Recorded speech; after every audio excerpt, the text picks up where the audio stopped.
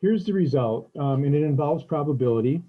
And here's an example. And the question is this, and in a very intuitive sense, if you spun this spunner here, what would you expect? What would be the long-term relative frequency of all the responses that you would have? What is the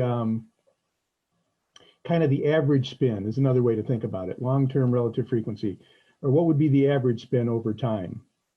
If you spun this spinner here, 7 billion times, and then you counted every time it came up a 5 and every time it came up a 2 and so on. The question for today is, what is the expected value? And it appears in many, many different contexts. And so you're going to see that today. And here it is, the expected value. You're going to sum up all the products of the outcome, numerical outcome, times its corresponding probability. I can say it in a lot of different ways. Mathematically, we write this. The expected value that we call the mean is the sum of each data value multiplied by its corresponding probability. Those symbols might not mean a whole lot, but here are the outcomes. I'm going to abbreviate those X. The outcomes when you spin this spinner can be a 1 or a 2 or a 3 or a 4 or a 5. Those are the only possibilities. And here they are. You can also see the probability because we assume that, the spinner doesn't put on the brakes in certain areas. And since the number 1 is exactly 1/4 of the entire circle, the probability of getting a 1 would be 1/4. The probability of getting a 4 or a 5, also 1/4. These two regions up here are half of the 1/4, so they represent an eighth and an eighth, and that's why the probabilities of a 2 and a 3 would be 8. Okay, now with this spinner, if you calculated the average of a billion or more different spins, then what would you find the average to be? And that average is known as the expected value. And here's how you calculate it. You multiply the outcome for each row times the corresponding probability. This would be X times the P, and that's what you see right in parentheses there. All right, so we'll just do this. It's not too bad. 1 times 1/4, well, that's 1/4. And 2 times 1/8, that's 2/8. And 3 times 1/8, that's 3/8. And 4 times 1/4, that's 1. And 5 times 1/4, that's, well, 5/4. Don't worry about, simplifying fractions along the way. Once you get to the end and you have to come up with an answer, then you can decide whether you want to write your final answer as a decimal or a percentage or whatever. And then the answer is to sum up all of those numbers in the last column. And when you do that, you get the expected value. So we're going to take 1/4 plus 2/8 plus 3/8 plus 1 plus 5/4. And let's see, 1 divided by 4 plus 2 divided by 8 plus 3 divided by 8 plus 1 plus 5 divided by 4. Math, convert to a fraction. 25/8 if you want the fraction version, or if you want the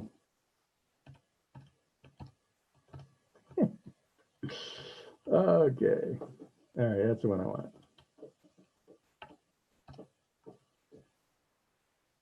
3.125. So if you spun this spinner, thousands and thousands and thousands of times, and then you took the average spin would be 3.125. Somewhere in there. It's going to be about 3. So there's one calculation. If you can come up with a table like this every single time, then you can just follow the algorithm, multiply the outcome times the probability for every possible outcome, and then take all those numbers, those products, and add them together, and you get the expected value. And that's it. That's the only result. So Here's another example. Similarly, this one only has two outcomes, and it's a life insurance policy at an airline. If you go up to a kiosk in an airport, sometimes you can actually buy a life insurance policy. It might cost $10 or $100 or whatever. And they're life insurance policies for your flight only. So you have to specify your flight or at least the days that you're traveling. And if the plane goes down and you die as a result, lucky you, you get $1 million or $1 million. Well, you don't actually get it because you're dead, but your relatives or whoever you leave your money to, they'll get it. So this is the way insurance works. We buy insurance and we hope we never have to use it. Life insurance, that is. Because if we have to use it, then that means we're dead. So the amount of the claim is what the insurance company actually pays the person who dies or their estate. And you can see these probabilities here. And so what happens in a life insurance policy is if you survive the plane, if you end up getting off at the other end, then you didn't need that life insurance. And so they keep the policy. They keep whatever you paid for it. However, if you are in a crash and you die, then the insurance company has to pay a claim of $1 million to your estate. That's how life insurance works. I had life insurance when I started teaching because I had 2 young kids. And my thought was that if I ever died, even though the likelihood that I would die is very small, if I do die, then that life insurance money could send my kids to college if my spouse had to make it on her own. Her income was not such that she could pay for college educations. All right, now as soon as my kids got through college, I stopped the insurance policy. There was never a need for me to have the insurance policy. Now, I suppose if you think I should have kept it in case I die, then my wife would become rich, then that would be a reason to keep it. But I figured she had her own job, she had an income, she didn't need that extra $1 million. She had a life insurance policy as well. And if she died, I would receive it. But we quit them both because they cost, $250 or $500. It's essentially zero that you're going to die. That number is close to zero. But insurance companies do these actuary tables all the time. All right, so this column is the expected value. It's the expected value of X. So if X is the amount of the claim, then the expected value would be the expected amount that the insurance company would pay on the claim. So there's always a relationship between the expected value and the outcome value. All right, so this one's not too bad at all because we're multiplying 0 times 0.9999995, and that's just 0. And the other one, we're multiplying 1 million times 0.000005, and that equals 0.5. So when you multiply those two numbers, you get 0.5. And then just like up here, where to get the expected value, you sum up all these products. Same thing here, we're going to sum up the 0 and the 0.5, and that gives us 0.5. Now we have to interpret this in context. And so this is a dollar amount, and this is a probability. So this is a dollar amount. And the dollar amount with 0.5, that means $0.5. That means 0.50 dollars, which means 50 cents. So the insurance company in the long run, what they say to themselves is that we're going to have to pay a claim of 50 cents every time we sell one of these policies.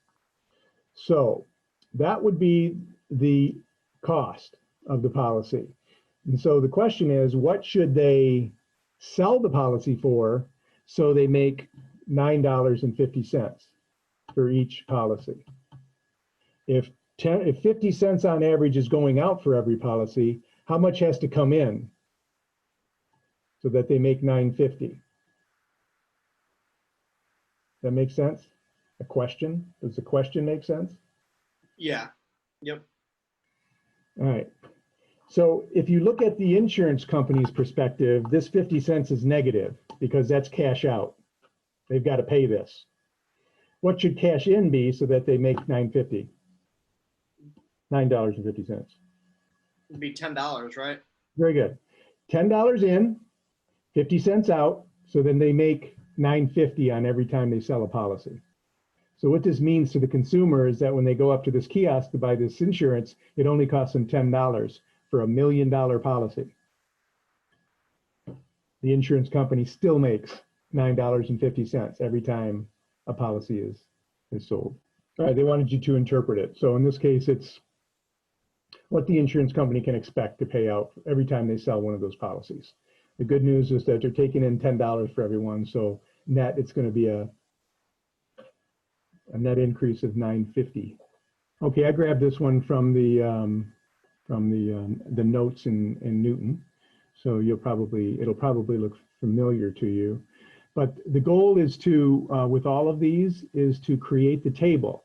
Once you have the table of all the possible outcomes, and then another column for all the probabilities that go with those outcomes, then you can calculate the expected value.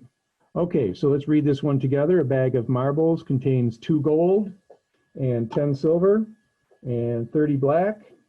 Okay, and that turns out to be 42 total.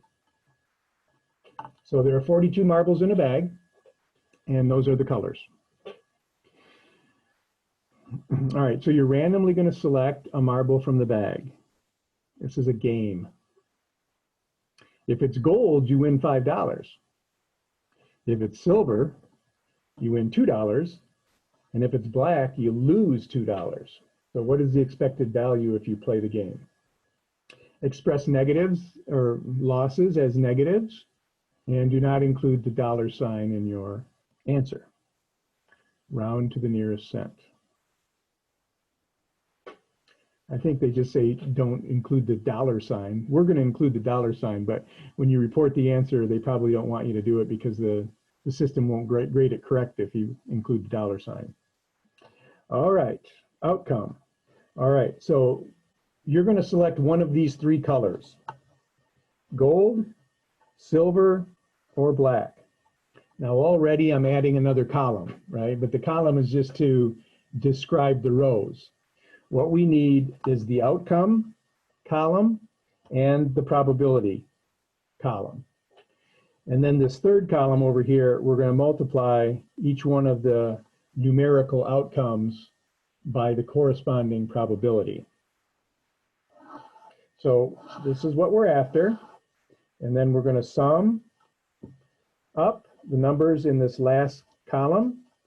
And to get the expected value, we're going to add up those numbers, 3 numbers in the far right column. So this is a game, and the goal is to win as much money as you can. And so for each one of these colors, let's figure out what the outcome is. And then we're going to calculate the corresponding probability as well.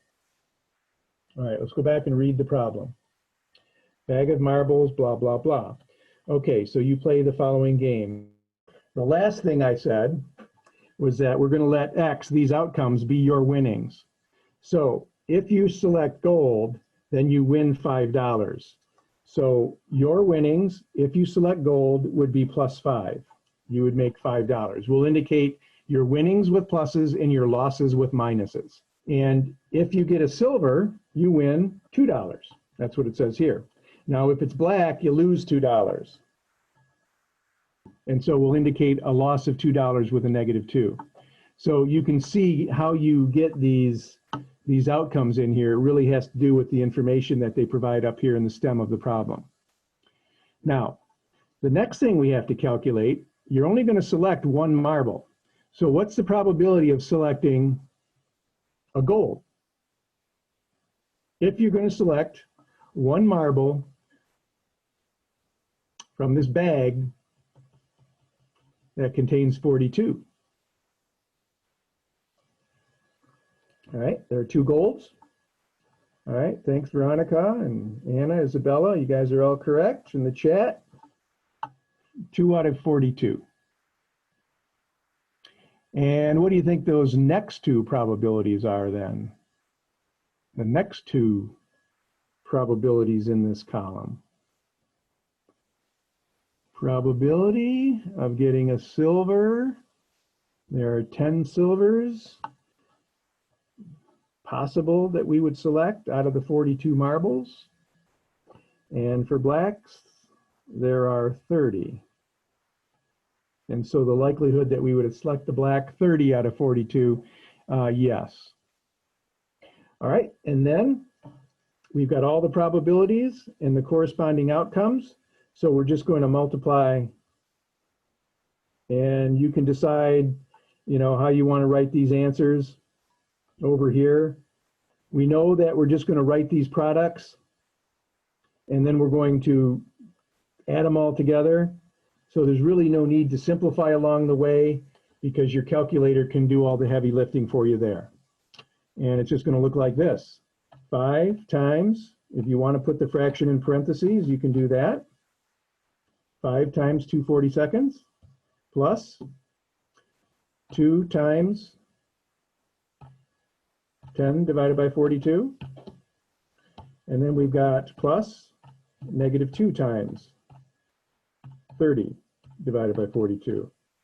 Now, you don't have to use parentheses like I did. You can get away with, the calculator understands order of operations.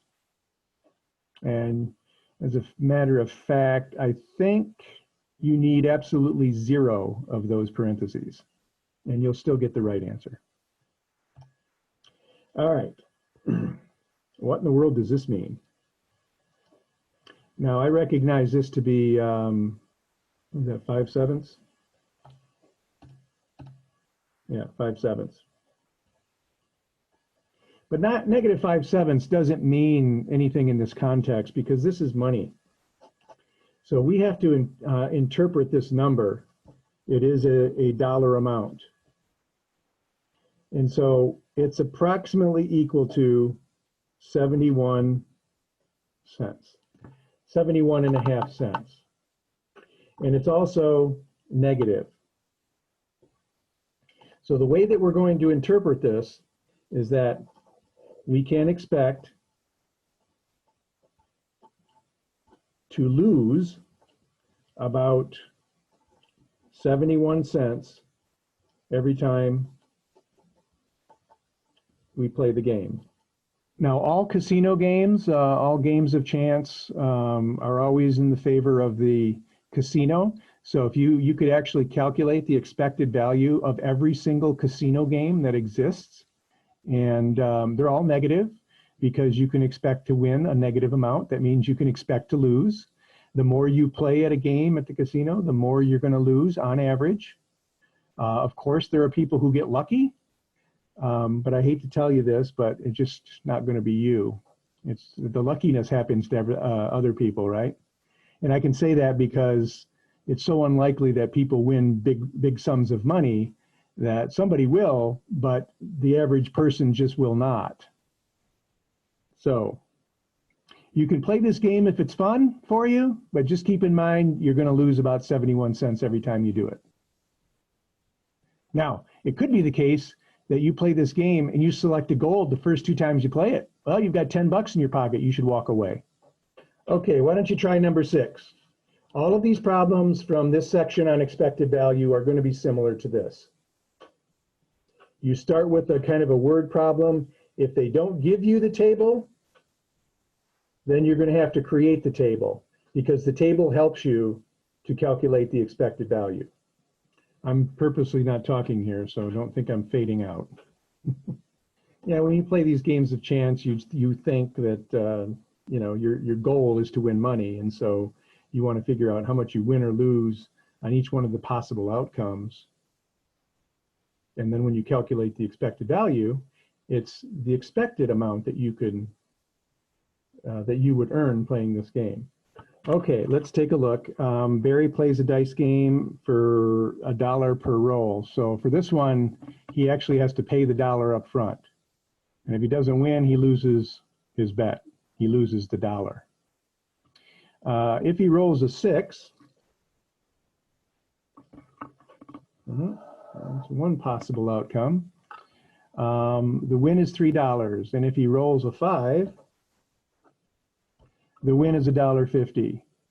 However, if he rolls a 1, 2, 3, or 4, he loses.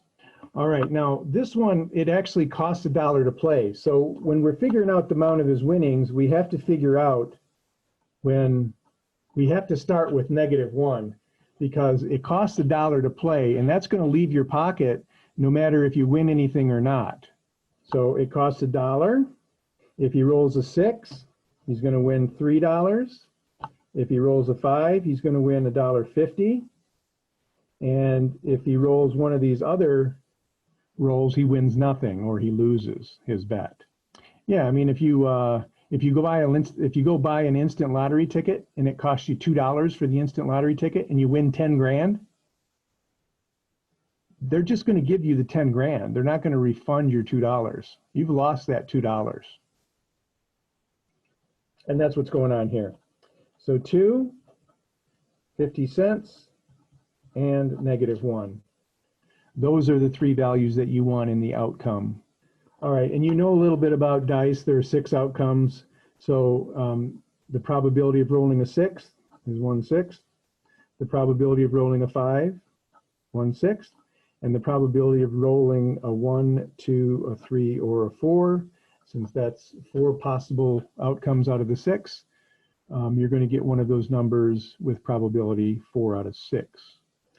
Always add that last column and multiply the numbers. 2 times 1/6, 50 cents times 1/6, and -1 times 4/6. And then we're going to add those 3 numbers, 3 products, I should say, together.